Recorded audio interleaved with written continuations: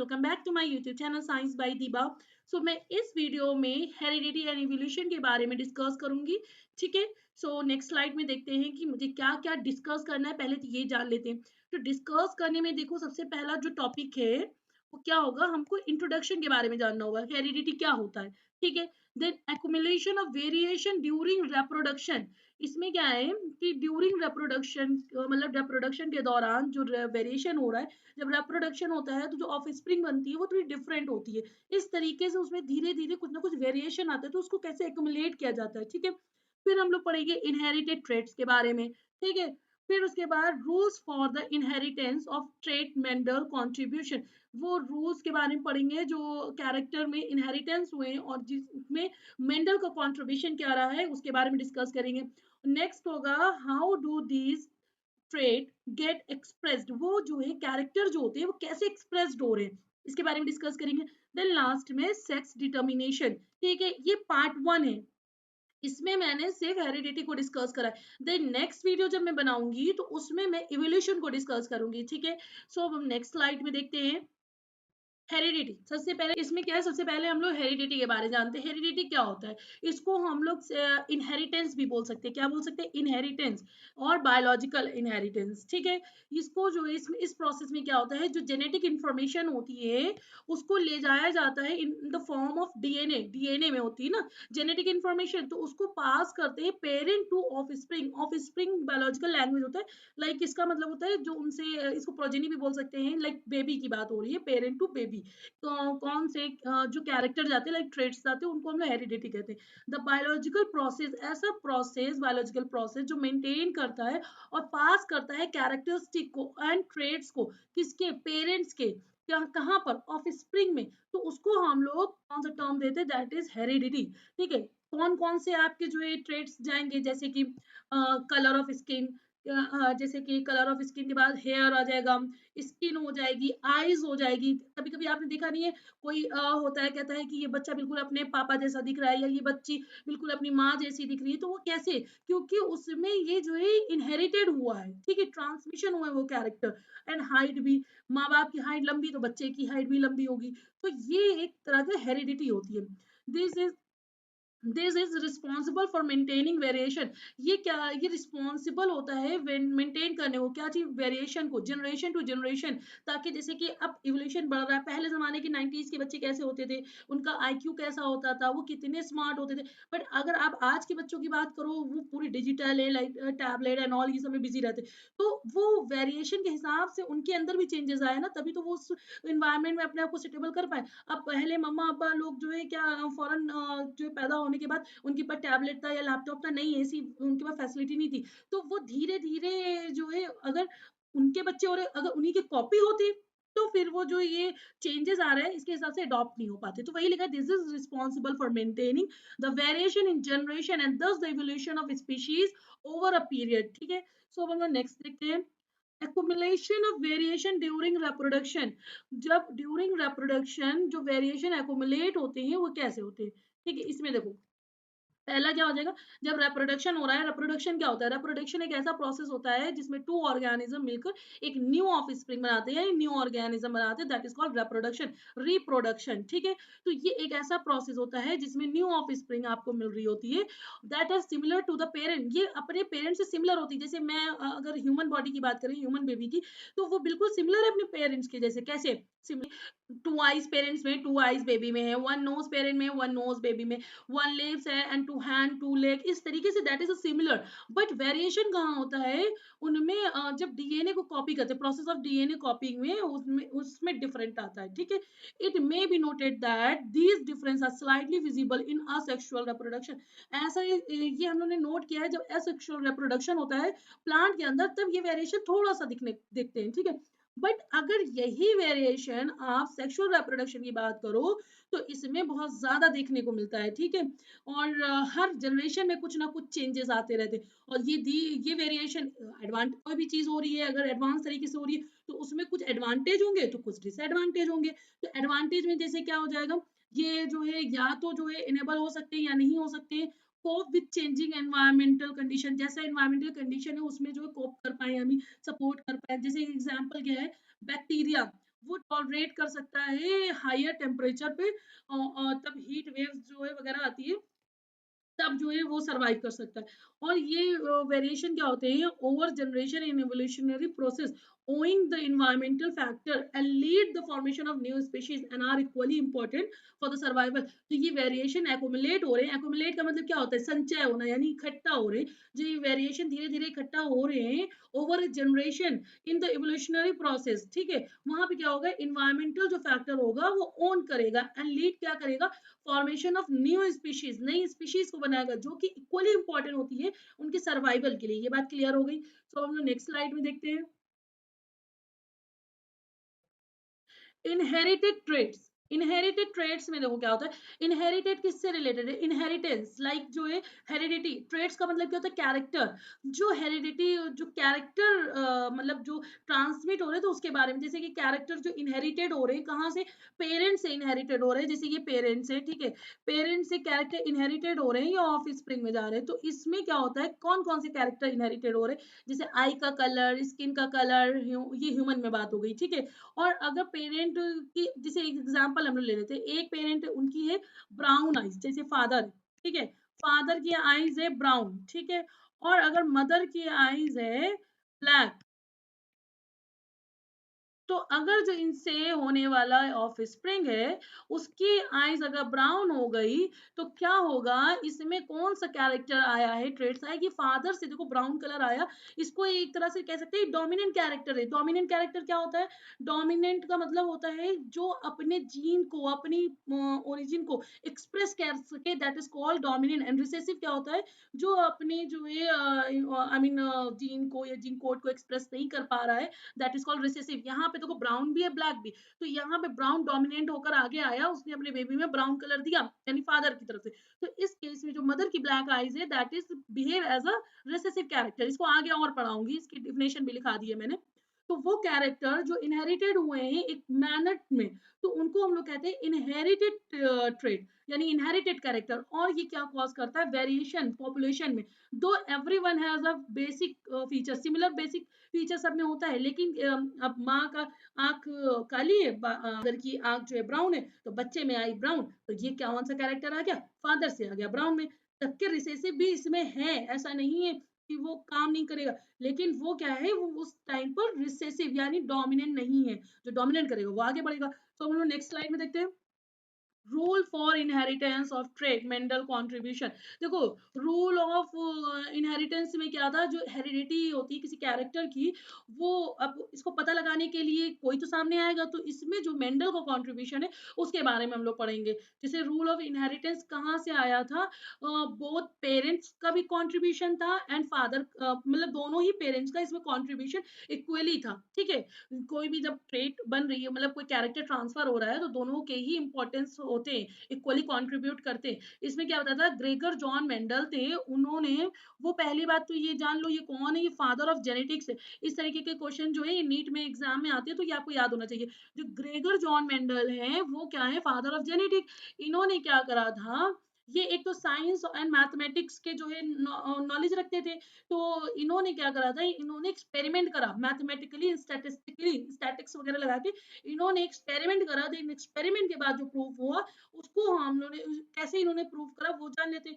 अब पहले तो इन्होंने ये देखो, इन्होंने किस चीज पे एक्सपेरिमेंट करा, अगर ये किसी ऐसी चीज पे एक्सपेरिमेंट करे जो टाइम ज्यादा लेती है, तो वो एक्सपेरिमेंट होने में टाइम लगता है। तो साइंटिस्ट हमेशा वही चीज को पिक करते हैं जो कम टाइम में और ज्यादा से ज्यादा हमको रिजल्ट दे। तो इन्होंने क्या करा, इन्होंने पी प्लांट को यूज करा, ठीक है, अपने एक्सपेरिमेंट में। क्यों यूज करा, ताकि वो आसानी से वो ग्रो हो पाते थे। उनका greater number of visible character था, बहुत सारे कैरेक्टर थे, जैसे कि वो लंबा होता है, शॉर्ट होता है, उसके फ्लावर वाइट होते हैं, वायलेट फ्लावर होते हैं, जो उसके बीज होते हैं कुछ गोल होते हैं, कुछ रिंकल्ड होते हैं, ये सीड की बात हो गई। तो इस वजह से इन्होंने पी प्लांट को लिया था।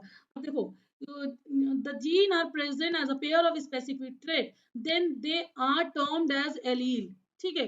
अब इसमें देखो, पहले हम लोग यहाँ पर आपको कुछ टर्म दिखा देती हूँ। जैसे पहले हम लोग ये पढ़ लेते हैं, why did Mendel select P plant, हम लोगों ने मतलब मेंडल ने पी प्लांट को ही क्यों सेलेक्ट किया, क्योंकि वो आसानी से ग्रो हो जा रहा था, ठीक है, उसका लाइफ स्पैन बहुत कम था, जिसकी वजह से पॉसिबल स्टडी हो पा रही थी बहुत सारी जनरेशन में, एक जनरेशन के बाद दूसरी जनरेशन, दूसरी जनरेशन के बाद तीसरी जनरेशन, इस तरीके से आसानी से स्टडी हो जा रही थी, ठीक है। It has 7 pair of contrasting, इसके पास 7 कंट्रास्टिंग जो है पेयर थे, जो कैरेक्टर आ रहे थे, तो कौन कौन से कैरेक्टर है देखो, जैसे कि इसमें कंट्रास्टिंग कैरेक्टर है, सीट का शेप, सबसे पहले उसने देखा सीट का शेप कैसा होगा, एक तो राउंड होगा, दूसरा रिंकल्ड होगा, फिर आया सीट का कलर, एक येलो कलर होगा, दूसरा ग्रीन होगा, फिर आया सीट का कोट, उसका एक कलर्ड होगा, एक का व्हाइट होगा, फिर आया पॉड शेप, पॉड शेप मतलब जो फली, मतलब किसी फली के अंदर होती है ना, तो वो फली इन्फ्लेटेड होती है, इन्फ्लेटेड मतलब एकदम पिच्ची, और कंस्ट्रिक्टेड एक होती है, कंस्ट्रिक्टेड मतलब थोड़ी सी उभरी उभरी दाने दिख रहे हो, देखो यहाँ पे मैंने ऐसे डायग्राम में दिखाया हुआ है, ठीक है, बनाकर इस तरीके से।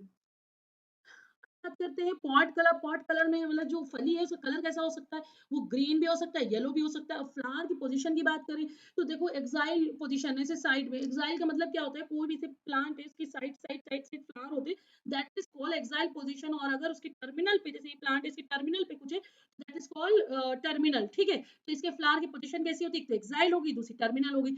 स्टेम की लेंथ लेंथ कैसी होगी, एक तो लॉन्ग हो जाएगा और एक आपका शॉर्ट हो जाएगा, ठीक है, देखो ये लिखा हुआ है, ये आप देख लो डायग्राम में, ये इसके कैरेक्टर थे। फिर हम लोग बात करेंगे कि आप इसमें कुछ टर्म देख लेते हैं, डोमिनेंट ट्रेट, मैंने डोमिनेंट का मतलब क्या होता था, ऐसे कैरेक्टर जो अपनी जो है आपको एक्सप्रेस कर पाते हैं, that is called dominant trait, ठीक है। और ये in a generation is dominant trait, ठीक है, वो अगर एक जनरेशन में नेक्स्ट जनरेशन में गई और अपने कैरेक्टर को एक्सप्रेस कर पा रहे हैं, that is called dominant trait. Recessive trait में क्या होता है, जो अपने आप को एक्सप्रेस नहीं कर पा रहे हैं अपने आप को, ठीक है, in present in is present in a generation is a recessive, मतलब कोई नेक्स्ट जनरेशन है उसमें वो प्रेजेंट तो है बट अपने कैरेक्टर को एक्सप्रेस नहीं कर पा रहे। अब देखो यहाँ पे एग्जांपल भी है black eyes and brown eyes का, अगर ये फादर से आ रही है तो ये एक्सप्रेस, ये डोमिनेंट हो गई, ये रिसेसिव। अगर ये बच्चे में आ रही है ब्राउन आइज, तो that is dominant character that movement, and black eyes would be a recessive character, ठीक है। तो अब नेक्स्ट इंपॉर्टेंट पॉइंट है जिसको हम लोग पढ़ लेते हैं, जीन क्या होता है। जीन देखो क्या होता है, ये यूनिट ऑफ हेरिडिटी, ठीक है, विच ट्रांसफर कैरेक्टर, जो ट्रांसफर करती कैरेक्टर को from one parent two of spring, ठीक है, मतलब एक पेरेंट से उनके ऑफ स्प्रिंग में जा रही है, तो वो क्या है, unit of heredity, that is called gene, ठीक है। अब एलील की बात करते हैं, एलील में देखो क्या है, different form of given gene. अगर जैसे कि यहाँ पे देखो लिखा है capital T and small T, यहाँ कैपिटल टी क्या है, कैपिटल टी एलील जो होता है वो रिस्पॉन्सिबल होता है टॉलनेस के लिए। अगर कहीं पर हम लोग जो डोमिनेंट कैरेक्टर होता है उसको हमेशा हम लोग कैपिटल लेटर से रिप्रेजेंट करते हैं, और जो हमारा रिसेसिव कैरेक्टर होता है ऑलवेज हम लोग उसको स्मॉल लेटर से रिप्रेजेंट करते हैं। और जो एलील होता है ये डिफरेंट फॉर्म होता है कोई भी जीन का। जीन में क्या हो जाएगा, जैसे टी, यहाँ पे कैपिटल टी है, कैपिटल टी मैंने क्या बताया, ये इसको हम लोग डोमिनेंट से करेंगे, तो कैपिटल टी इज एलील होता है, ये रिस्पॉन्सिबल होता है किसी भी प्लांट के टॉलनेस के लिए, और स्मॉल टी एलील जो होता है रिस्पॉन्सिबल होता है किसी भी प्लांट के शॉर्ट होने में, यानी डॉर्फनेस के लिए, ठीक है, ये क्लियर हो गया। फिनोटाइप देखो कहते हैं, याद करने का अच्छा तरीका, फिनो किससे स्टार्ट हो रहा है, पी से, P for Fino, P for physical, ठीक है। तो अगर कोई भी हम लोग किसी भी अगर एक्सपेरिमेंट देख रहे हैं या कोई भी लाइव देख रहे हैं, जो हम आंखों से देख पाते हैं यानी सामने देख पा रहे हैं साक्षात, तो उसको हम लोग कहते हैं फिनोटाइपिक, यानी it refers to observable physical appearance. हम लोग फिजिकल अपीयरेंस को देख पा रहे हैं किसी ऑर्गेनिज्म में, दैट इज कॉल्ड फिनोटाइप। जैसे एग्जांपल क्या, प्लांट का लंबा होना, tall plant, that is phenotypic. Dwarf plant phenotypic. Round seed, ये हम आंखों से देख पाएंगे ना, ये हो जाएगा। जीनोटाइप क्या होगा, ये अब जैसे कहीं पर कोई फिनोटाइप आपका दिया हुआ है, जैसे टॉल प्लांट दिया है, डॉर्फ प्लांट दिया है, सीड राउंड दिए, तो इसको क्या करेगा, जेनेटिक कोड इसके लिए, इसके पीछे का रीजन क्या है, उसके पीछे का रीजन कोई ना कोई तो जेनेटिक कोड होगा। तो वो जो जेनेटिक कोड है वो रिस्पॉन्सिबल होता है किसी भी गिवन फिनोटाइप का, ठीक है, ये बात क्लियर हो गई।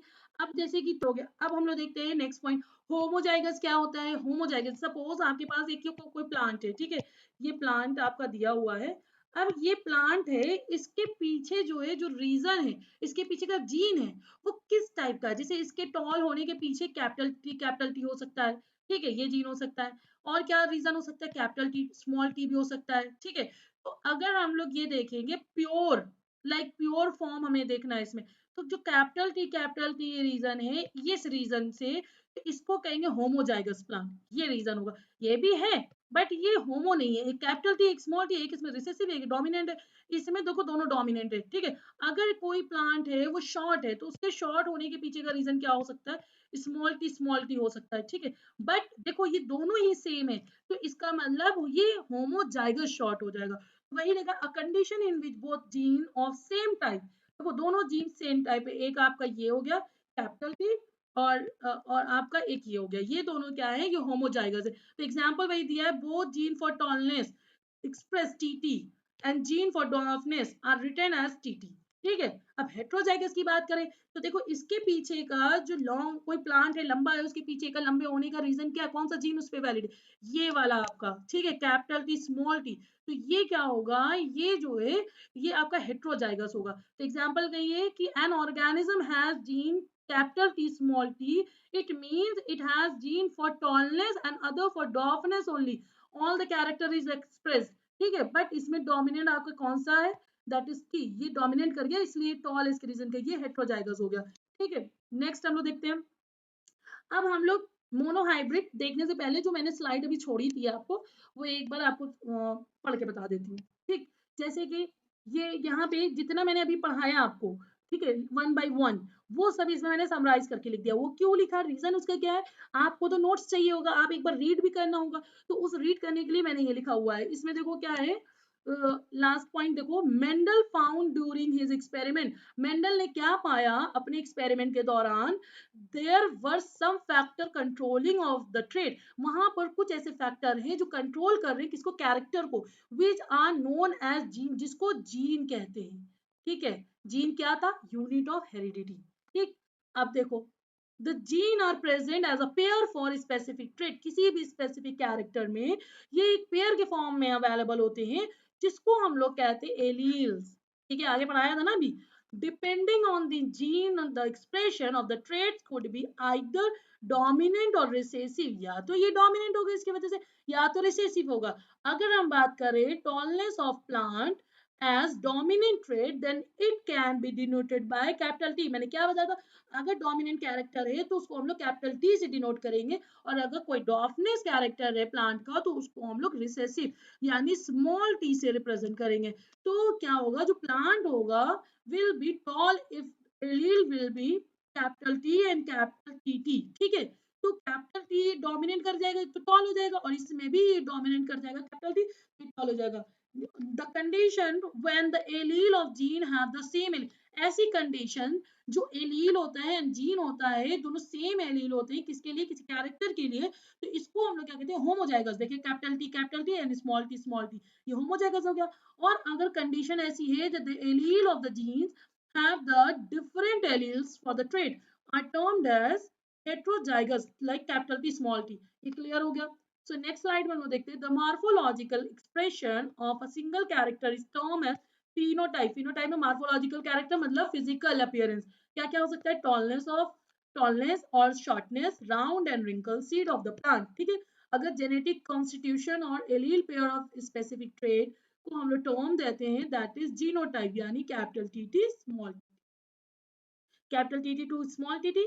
एंड अब मेंडल क्या थे, मेंडल तो एक मैथमेटिशियन थे, तो इन्होंने क्या फाउंड किया था, स्टैटिस्टिक ऑफ अ ट्रेट, किसी भी पेयर का स्टैटिस्टिक देखा था ईच जनरेशन में। तो स्टैटिस्टिकल मेथड को हम लोग क्या बोलते हैं, पुनेट स्क्वायर, इन्होंने पुनेट स्क्वायर के द्वारा इसको जो है पूरा प्रूफ करा था, ठीक है, प्रिडिक्शन करा था, पॉसिबल जीनोटाइप, पॉसिबल फिनोटाइप, किसी भी स्प्रिंग का कितना होता है। इन्होंने कंडक्ट करा था एक्सपेरिमेंट को दो तरीके से, एक आपका था मोनोहाइब्रिड और एक आपका है डाई हाइब्रिड। अब मोनोहाइब्रिड को हम लोग पढ़ते हैं, मोनोहाइब्रिड में देखो क्या है, सपोज ये देखो मोनोहाइब्रिड में क्या है, मेंडल ने एक टॉल प्लांट लिया, ये टॉल प्लांट है, इसके पीछे का जीन क्या है, कैपिटल टी, ठीक है। शॉर्ट प्लांट लिया, इसके पीछे का जीन क्या है, स्मॉल टी। तो इससे ऑफ स्प्रिंग आ रहे हैं, यानी जो F1 जनरेशन इसको क्रॉस कराएंगे, ठीक है, क्रॉसिंग। अब यहाँ पे आपका जो आएगा ये भी कैपिटल टी टी आएगा, ये भी कैपिटल टी टी आएगा, ये भी कैपिटल टी टी आएगा, और ये भी कैपिटल टी टी आएगा, ठीक है।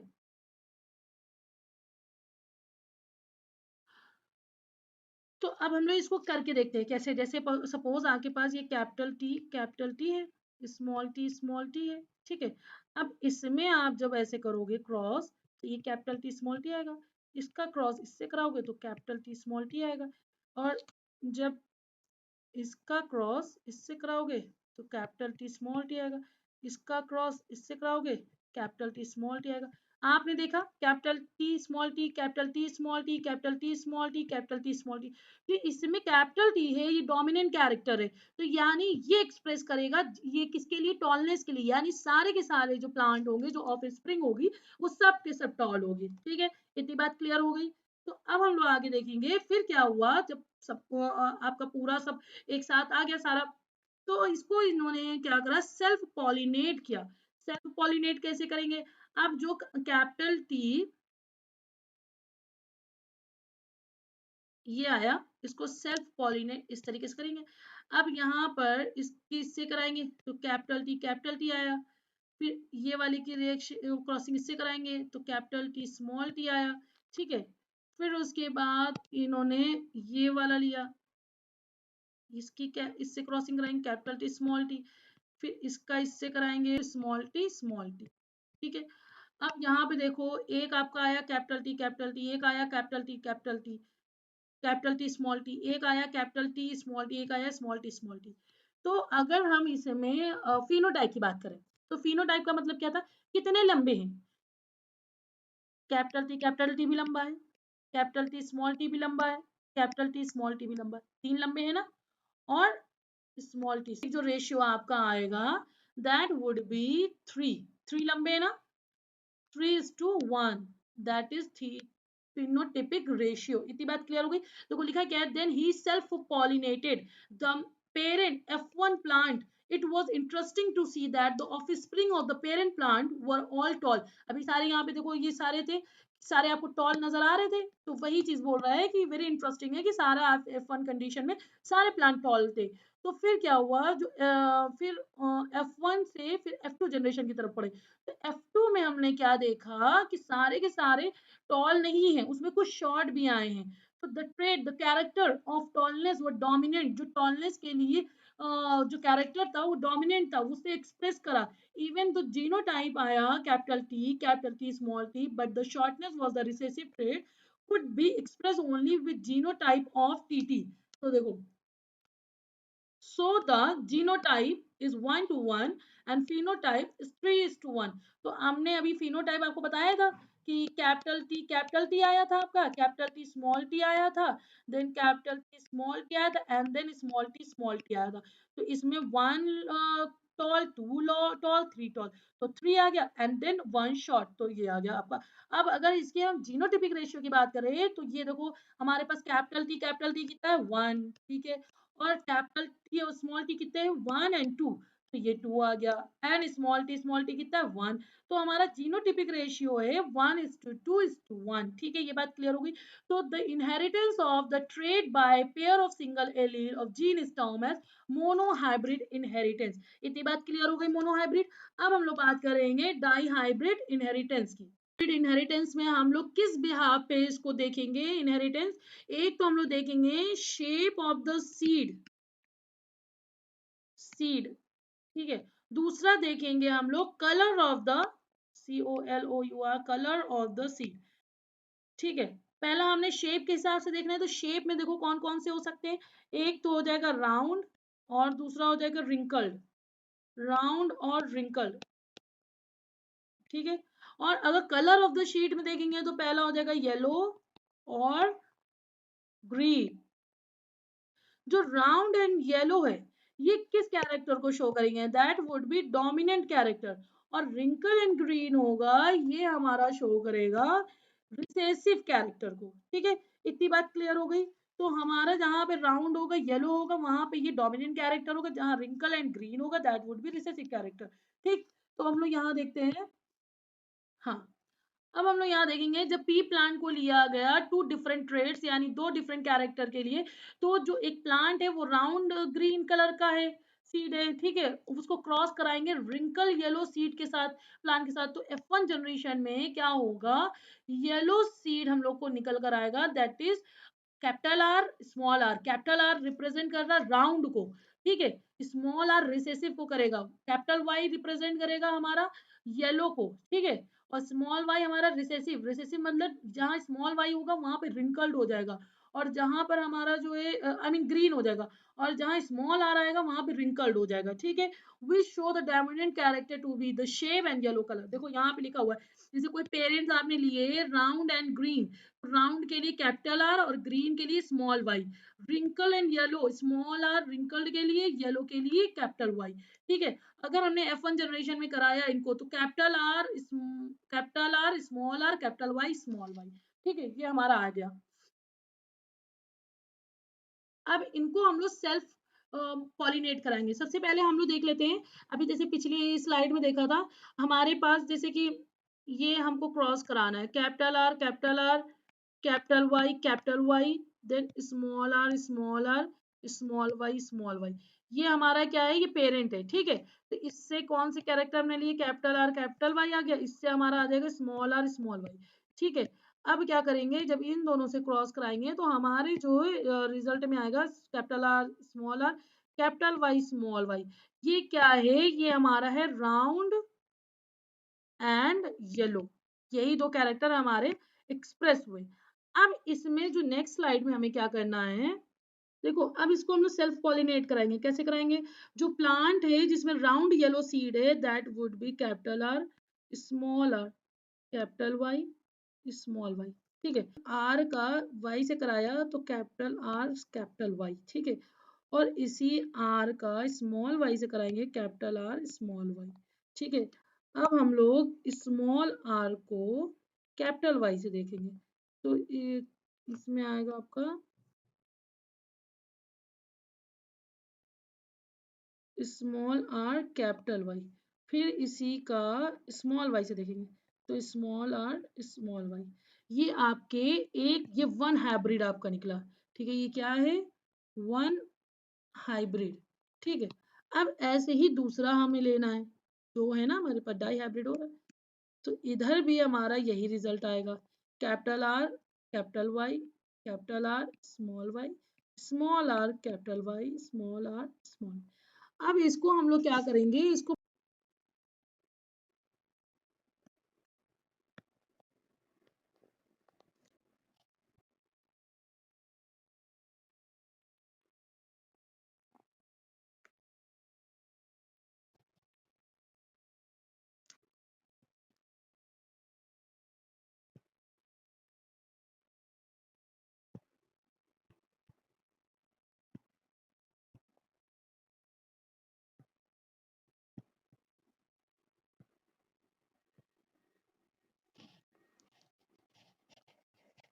अब देखो ये मैंने ये बना लिया है, अब इसमें क्या करेंगे, हम लोग इसको क्रॉस कराएंगे, ठीक है, जैसे कि इसमें अब देखो बनेगा कैपिटल वाई कैपिटल वाई, ठीक है, ये हमारा बनेगा capital R capital Y small Y, ये हमारा बनेगा capital R small R capital Y, ये हमारा बनेगा capital R small R capital Y small Y, ठीक है।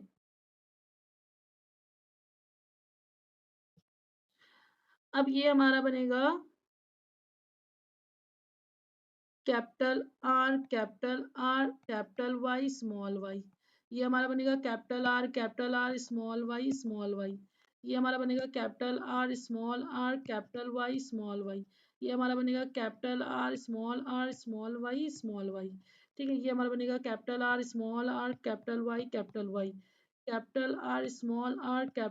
Small Y, cap small R capital Y small R capital Y small Y, फिर बनेगा small R capital Y small Y, ये बनेगा R small Y, ये हमारा बनेगा small capital Y and small Y, ये बनेगा स्मॉल वाई।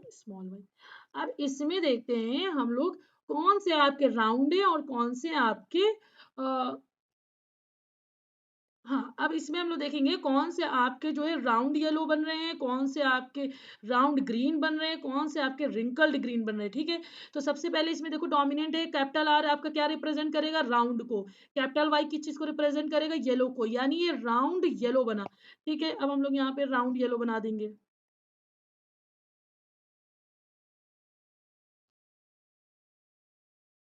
ठीक है, राउंड येलो हम लोग ने बना दिया। अब ये वाला देखो इसमें एक कैपिटल आर है, कैपिटल आर है, ये तो आपका राउंड हो गया, कैपिटल वाई भी आपका राउंड येलो हो गया, तो ये भी हमारा राउंड येलो को रिप्रेजेंट कर रहा है। अब यहाँ पे कैपिटल आर आपका डोमिनेंट है, कैपिटल वाई डोमिनेंट है, ये भी राउंड येलो को रिप्रेजेंट कर रहा है। यहाँ भी कैपिटल आर आपका डोमिनेंट है, कैपिटल वाई डोमिनेंट है, ये भी आपका राउंड येलो को रिप्रेजेंट करेगा। ठीक है, कैपिटल आर डोमिनेंट है, कैपिटल वाई डोमिनेंट है, ये भी आपका राउंड येलो को रिप्रेजेंट करेगा। कैपिटल आर तो राउंड को रिप्रेजेंट करेगा, स्मॉल वाई किस चीज को रिप्रेजेंट कर रहा है? ग्रीन को, तो ये हमारा हो जाएगा ग्रीन। ठीक है, अब ये वाला देखो कैपिटल आर आपका, पहले हम लोग ग्रीन ग्रीन कर लेते हैं ताकि बार बार कलर नहीं चेंज करना पड़ेगा। कैपिटल आर आपका डोमिनेंट है, स्मॉल आर आपका रिसेसिव है, कैपिटल वाई डोमिनेंट, यानी ये राउंड को रिप्रेजेंट कर रहा है, राउंड येलो को। ये कैपिटल आर राउंड है और स्मॉल वाई ग्रीन है, तो ये ग्रीन को रिप्रेजेंट करेगा। ठीक है, कैपिटल आर राउंड है, कैपिटल वाई येलो है, कैपिटल आर राउंड है, कैपिटल वाई येलो है, स्मॉल आर रिंकल्ड है, कैपिटल वाई ग्रीन है, सॉरी येलो है, ये ग्रीन येलो को, स्मॉल आर रिंकल्ड है, कैपिटल वाई येलो है, ये ग्रीन रिंकल्ड येलो को रिप्रेजेंट कर रहा है। ठीक है, और ये आपका स्मॉल आर जो है रिंकल्ड है और कैपिटल वाई आपका येलो है, तो ये रिंकल्ड येलो को रिप्रेजेंट करेगा। और ये वाला बॉक्स जो आपका कैपिटल आर आपका डोमिनेंट है, ये राउंड है, कैपिटल वाई आपका येलो के लिए, इस कैपिटल आर आपका राउंड के लिए, स्मॉल वाई आपका ग्रीन के लिए, तो राउंड ग्रीन को रिप्रेजेंट कर रहा है। ठीक है, और ये स्मॉल आर आपका रिंकल्ड है और कैपिटल वाई आपका येलो है, स्मॉल आर आपका रिंकल्ड येलो, यानी ये रिंकल्ड येलो को, और इसमें दोनों ही रिसेसिव है, तो ये रिंकल्ड ग्रीन को। ग्रीन वाला हमने कर लिया। अब हम थोड़ा येलो वाला सिलेक्ट कर लेते हैं। इसको मैंने क्या बताया है, ये आपका राउंड येलो है। ठीक है, ये आपका क्या है, ये भी आपका राउंड येलो है। ठीक है, ये वाला क्या है आपका राउंड येलो है। ठीक है, ये वाला क्या है आपका रिंकल्ड येलो, तो रिंकल्ड ऐसे से बना देते हैं। आप लिख सकते हो, मेरे पास कलर पेन है, मैंने कलर पेन से बता दिया। ये वाला मैंने क्या बताया था, ये रिंकल्ड येलो है, तो इसको रिंकल्ड की जैसे गोल ना बना के मैं रिंकल्ड बना दे रही हूँ। ठीक है, अब ये वाला आपका क्या है, ये राउंड येलो है। ये वाला आपका क्या है, ये बन गया है। ये वाला आपका क्या है, रिंकल्ड येलो है।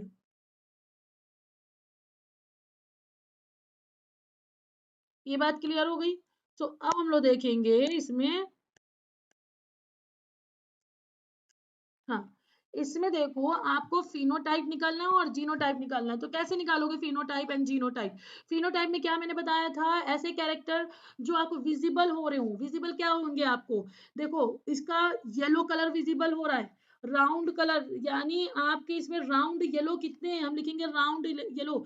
अभी देखो मेरे पास पेज नहीं है तो मैं इसी पे लिख दे रही हूँ, राउंड येलो। ठीक है, राउंड येलो लिखेंगे, फिर ऐसे टू बनाएंगे। ठीक है, फिर हम लिखेंगे राउंड ग्रीन, राउंड ग्रीन लिखेंगे, फिर हम लिखेंगे राउंड ग्रीन के बाद रिंकल्ड येलो, यानी WNY, फिर हम लोग लिखेंगे रिंकल्ड ग्रीन, रिंकल्ड ग्रीन, तो इनका इस टू हम लोग लिख देंगे। देखो राउंड येलो हमारे पास कितने हैं, 9, कितने हैं, राउंड येलो हमारे पास है 9।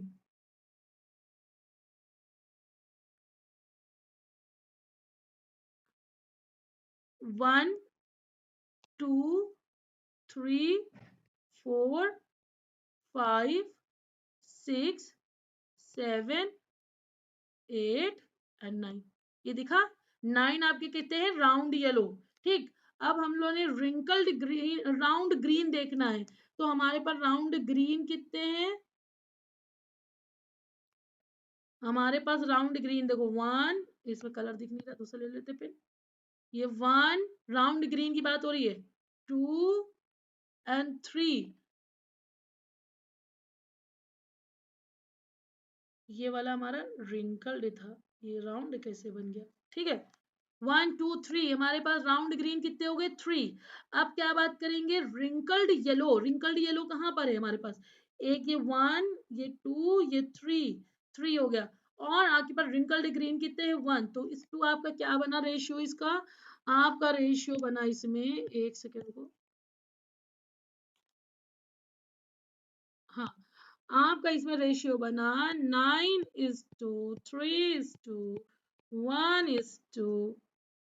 3:1, ठीक है।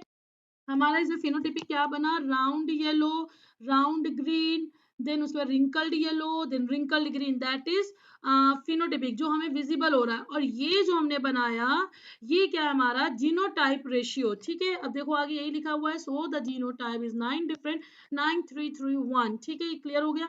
अब हम लोग बात करते हैं how do these trait get express, ये कैसे एक्सप्रेस होते हैं। जैसे कि क्या होता है, अगर प्लांट में बात करें तो कुछ स्पेसिफिक एंजाइम होते हैं जो उनके कैरेक्टर को एक्सप्रेस करवाते हैं, ठीक है, जब वो सिंथेसाइज होते हैं उसमें। और अगर ये इसमें हम लोग इन ह्यूमन बात करते हैं, डीएनए में जो डीएनए होता है किसमें होता है, ये सेल में होता है, ये रिस्पॉन्सिबल होता है किस चीज के लिए, ये प्रोटीन बनाता है। जो प्रोटीन होता है ये डीएनए सेक्शन में प्रोवाइड करता है इंफॉर्मेशन को। किस एक प्रोटीन को हम लोग टर्म देते हैं जीन। जीन क्या था, यूनिट ऑफ हेरिडिटी, जो कि एक स्पेसिफिक प्रोटीन के लिए वैलिड होता है, ठीक है। और जो प्रोटीन है वो फिर सिंथेसाइज हो रही है essentially in many of the biochemical reaction में, ठीक है, ये बात क्लियर हो करेंगे। अगर हम लोग कोई ऑल्ट्रेशन होता है इसके अंदर तो क्या होगा, वो वेरिएशन जो है वो लीड करेगा इन ट्रेट में, यानी कैरेक्टर के फॉर्म में, ठीक है। और वो कंट्रोल किसके द्वारा होगा, जीन के द्वारा, ठीक है, इन सच वे। तो उस वे में क्या करेंगे, जो कैरेक्टर होते हैं वो इनहेरिटेड हो जाते हैं independently from the both parents, ठीक है। और इनको जरूरत होती है प्रेजेंटली सेपरेट होने की, तब क्या करेंगे, therefore each set of present as separate independent piece that are called chromosome. इसमें देखो अगर हम एग्जांपल के, अब जैसे यहाँ पे ये क्रोमोसोम है, ठीक है, ये दो क्रोमोसोम है, ये पेयर ऑफ क्रोमोसोम है। और अगर हम नीचे ये एक क्रोमोसोम की बात करें, ये जीन किसके लिए है, ये टॉलनेस के लिए जीन है, ठीक है, तो कैपिटल टी से रिप्रेजेंट करेंगे। अगर दूसरे पोर्शन की बात करें, ये जीन फॉर डॉफनेस के लिए यानी स्मॉल टी। तो ये देखो different form of same gene है पर डिफरेंट फॉर्म है दोनों के, ठीक है। तो therefore each set is present as a separate independently piece that are called chromosome which each cell having two sets, one each for both parents, ठीक है। when these two germs call combine, ये दो germs है जो combined होते हैं तो ये tend हो जाते हैं to restore the number of chromosome, hence the DNA। जब क्या होगा, ये जो जीन है two gene for the expression for every traits, ये जो जीन है ये एक्सप्रेशन करेंगे यानी एवरी कैरेक्टर को ये एक्सप्रेस करने की कोशिश करेंगे, इस तरीके से ये एक्सप्रेस होते हैं, ठीक। सो नेक्स्ट स्लाइड में क्या हम लोग पढ़ेंगे, सेक्स डिटर्मिनेशन। अब सेक्स डिटर्मिनेशन में हम लोग अगर बात करें तो सिंपल सी बात है कि एक ह्यूमन में 22 क्रोमोसोम के पेयर होते हैं, ठीक है, यानी 44 पेयर होते हैं, जिसमें से जो उनके ऑफ स्प्रिंग होते हैं उसमें अगर जैसे सपोज ये आपके पास एक मेल पर्सन है और एक फीमेल पर्सन है, ठीक है, दोनों के पास क्रोमोसोम कितने हैं, 22 पेयर, ठीक है, इधर भी 22 पेयर। अगर ये दोनों से, हाँ, और इसमें क्या होगा एक्स एक्स, और इसमें क्या होगा, इसमें होगा एक्स वाई, और इसमें क्या होगा एक्स एक्स, ठीक है, ये फीमेल है, फीमेल में दोनों एक जैसे होंगे। अगर ये दोनों से 22 ट्रांसफर होंगे उनकी ऑफ स्प्रिंग में तो वो तो बहुत ज्यादा हो जाएगा, लाइक 44 पेयर तो नहीं, तो आधे इनसे आएंगे और आधे फीमेल से आएंगे। तो अगर ये मेल पर्सन से एक्स क्रोमोसोम आगे इनहेरिटेड होगा और इसमें से एक क्रोमोसोम ये आएगा तो जो होने वाला बेबी होगा वो 100% बेबी गर्ल होगी। लेकिन अगर हम बात करें, अगर मेल पर्सन से एक एक्स आएगा ट्रांसफर होगा और इससे दूसरा एक्स आएगा यानी एक्स एंड वाई, तो एक्स वाई हमेशा मेल में होता है, तो यानी जो होने वाला ऑफ स्प्रिंग है वो बेबी बॉय होगा। तो ये टोटली डिपेंड करता है मेल पे, क्योंकि उसी के पास वाई क्रोमोसोम होता है, फीमेल के पास वाई क्रोमोसोम नहीं होता। तो यहाँ पे देखो वही चीज लिखी हुई है सेक्स डिटर्मिनेशन में, there are various mechanism that determine the sex of new born organism, it may based on temperature where the fertilize egg. अगर हम इसको रेप्टाइल्स में बात करें तो उसमें फर्टिलाइज एग के टेम्परेचर से हम लोग रिकॉग्नाइज करेंगे, जैसे कि स्नेल इसका एग्जाम्पल है। बट अगर हम ह्यूमन में बात करते हैं तो sex of new born baby वो डिटरमाइन किया जाता है जो जीन इनहेरिटेड हो रहा है उनके पेरेंट्स से, ठीक है। जैसे कि क्या है जो मैंने पढ़ाया, all the chromosome in human are not paired, there are generally a 22 chromosome, ठीक है, with one of the pair being for each of the parent, these generally determine the all character. There is a pair of chromosome known sex chromosome that differ male and female. जो sex chromosome था वो mail और female में अलग था, तो mail में कितना था x है y है और फीमेल में क्या है x है, तो वही लिखा है कि termed as x, but men have x chromosome and pair as y. Genotype of women XX and main का जीनोटाइप XY, ठीक है। तो अब हम लोग देखते हैं, if we look at inheritance pattern of male and female, we can see X is inherited by child, their mother by default, and the sex of the child depend on which pair of sex chromosome is being inherited from the father. ये totally depend हो रहा है कि father की तरफ से कौन सा sex chromosome आगे आ रहा है, X आ रहा है कि Y आ रहा है। X आ गया तो लड़की हो गई, Y आ गया तो लड़का हो गया। इतनी बात क्लियर हो गई। तो इस वीडियो में मैंने पार्ट 1 कंप्लीट कराया है, दैट इज हेरिडिटी। अब मैं नेक्स्ट वीडियो जो अपलोड करूंगी that would be completely evolution. And अगर आप मेरे चैनल पे न्यू हो तो प्लीज को सब्सक्राइब करना मत भूलना, लाइक करना मत भूलना एंड प्लीज शेयर करना तो बिल्कुल मत भूलना, एंड बेल आइकन को हिट कर देना सो दैट अगर मैं कोई भी वीडियो डालूं तो आप तक सबसे पहले आ जाए। Thank you so much for your support.